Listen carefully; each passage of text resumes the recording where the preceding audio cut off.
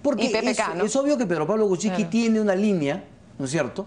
Y en cambio, Barnechea y Verónica Mendoza comparten prácticamente una. Yo estaba leyendo hoy día una entrevista que le hacían a Verónica Mendoza en La República, donde la discusión era si yo puse el tema del gas o lo puso Barnechea, quién lo dijo primero.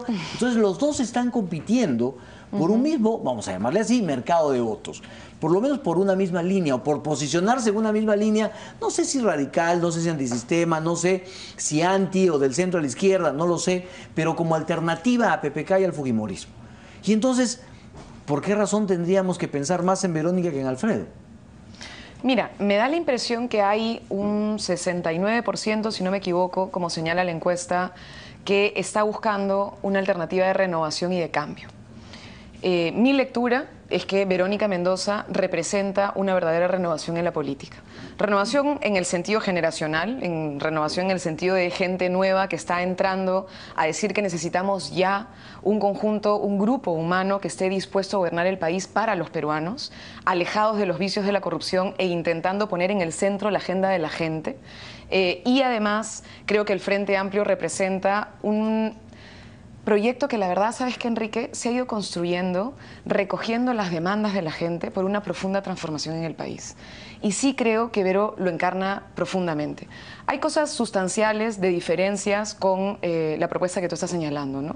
Una, probablemente la más importante en este momento, tiene que ver con el TPP.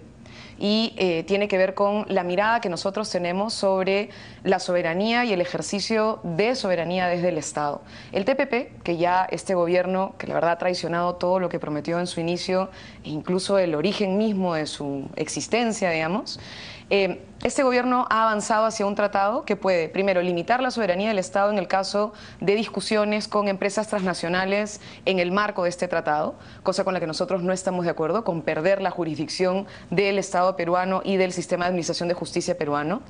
Pone en riesgo el tema del acceso a medicamentos y a la salud. Y una cosa que ha dicho Vero, y que yo hoy día estuve con familiares y con gente que trabaja con familias y gente que tiene TBC, multidrogo resistente. En el Perú, Enrique, tenemos la tasa de TBC más alta de América Latina después de Haití. Es decir, somos un país que tiene niveles de enfermedad muy grandes y algunos tan terribles como el tema del TBC, que además afecta el multidrogo resistente principalmente a jóvenes y a mujeres. Entonces, ¿cómo nosotros vamos a decir que es colateral un tratado y que no nos importa el efecto sobre la salud? Entonces, ahí, por ejemplo, la candidata que con mayor fuerza, claridad y sin ninguna duda ha dicho que no estamos de acuerdo con el TPP es Verónica. Ahora, digamos, de acuerdo a las tendencias, la izquierda tiene una limitación para seguir creciendo, justamente por, digamos, esa traición que llama usted de Ollanta Humala. Es decir, las propuestas radicales ya no tienen el mismo efecto que tuvieron cuando Humala fue candidato en dos procesos. Y entonces ella puede tener ese límite, un lenguaje más ideologizado, que ya también hay un rechazo, digamos, a eso que se considera un discurso de izquierda y para algunos pasado de moda. Yo creo que el discurso de Vero, Enrique, es un discurso del sentido común. O sea, Verónica nos está invitando, los está invitando a ustedes a cambiar un poquito el chip y a ponernos a pensar qué es lo verdaderamente importante. O sea, lo verdaderamente importante es cuidar la salud de la gente. Lo verdaderamente importante es asegurarnos que no destruyamos la Amazonía, porque tenemos encima en el Perú y en el mundo entero el cambio climático y hay que ser un poquito responsable. Lo que está diciendo Vero es que el agua es fundamental y que entonces no podemos nosotros discutir, ¿no es cierto?, sobre si es una mercancía o no, sobre si privatizamos Sedapal o no. Entonces, creo que el discurso de Vero no es un discurso ideologizado en el sentido de claves de ataque, sino que creo que la propuesta del Frente Amplio, lo que encarna Verónica Mendoza, es poner en evidencia que en el Perú hay abusos. Muy bien, y hay desigualdades, Enrique, agresivas. Muy bien, agresivas y que no tienes un Estado. Por ejemplo, el tema de las trabajadoras del hogar. Tú hace un instante preguntabas sobre el tema de la flexibilización laboral. En el Perú no solamente es que no podemos avanzar hacia la flexibilización laboral, sino que la tenemos ya instalada. Es decir, una mujer que trabaja atendiendo a gente en un hogar no tiene los mismos derechos laborales que un trabajador regular, porque no reconocemos en la Ley General de Trabajo su existencia y su posibilidad de reclamar derechos. Y eso, Enrique, es abusivo. Eso es un problema y hay que hacerle frente y hay que coger el toro por las astas y solucionar el problema. Y tenemos en el país muchísimas mujeres que trabajan en casa y que cuidan a los hijos y que cuidan a los adultos mayores porque es el rol que la sociedad muchas veces nos ha otorgado y que no tenemos ninguna pensión y que no tenemos ningún tipo de alternativa. Y entonces Vero dice, bueno, pensión mujer, porque hay que entender que con números, ¿sabes? Es decir, los economistas duros y fríos dicen que el trabajo doméstico no remunerado equivale al 15% del PBI y que estas mujeres que cargan encima esto debieran tener por lo menos una pensión. Decir esas cosas es atrevernos a poner en evidencia que hay problemas que la gente vive cotidianamente y necesita un Estado, necesita un Congreso, necesita un gobierno que sepa que ese es el tema principal y es lo que hay que enfrentar, ¿no? ¿Por qué no votar por Alfredo Barrenechea y preferir a Verónica? Yo te digo, yo creo que hay que votar por Verónica Mendoza porque Verónica representa la renovación en la política, porque Verónica representa la consecuencia.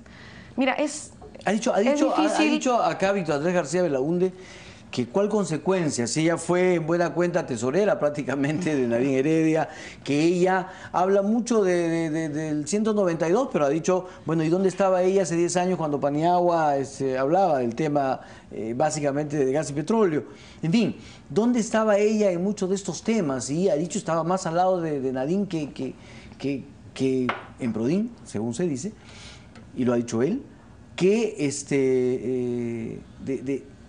de su verdadera labor como líder política. Bueno, yo creo que me parece extraño de Víctor Andrés decir algo así porque él conoce a Verónica, de hecho la conoce en el Congreso. Verónica ha hecho 3 cosas importantes. 1, ha mandado una carta notarial clarísima en el primer momento en el que dijeron que ella tenía algo que ver con Prodin, explicando que nunca firmó ningún acta de minuta, que no tiene nada que ver con esa ONG, pidiendo que se investigue esa ONG y el uso irregular de su nombre. Y eso lo tiene registros públicos. Entonces, para que no quede ninguna duda, Verónica no tiene nada que ver con Prodin.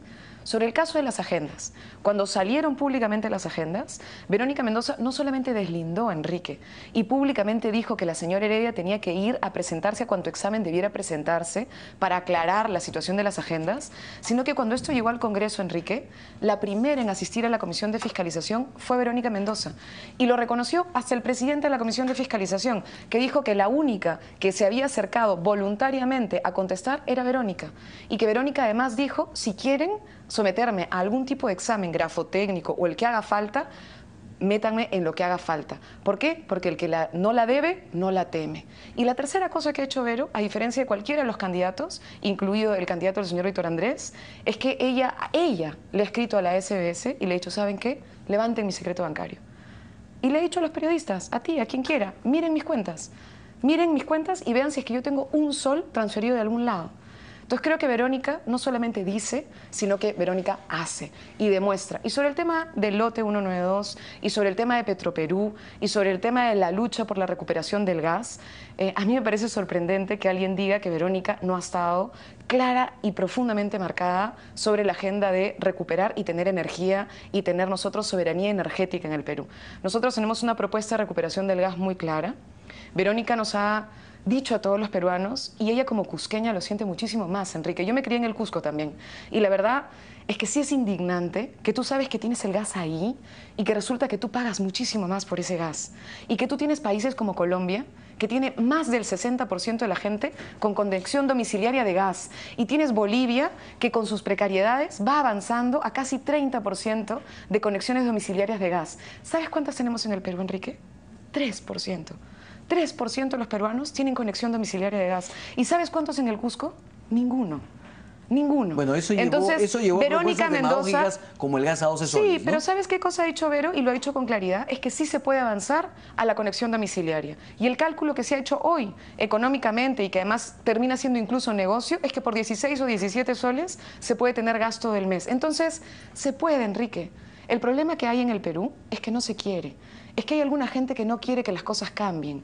Y entonces habemos alguna gente que somos de una nueva generación que no queremos que nos roben las ganas de cambiar el país y que lo vamos a hacer con alegría y con convicción. Marisa Glave, ¿es posible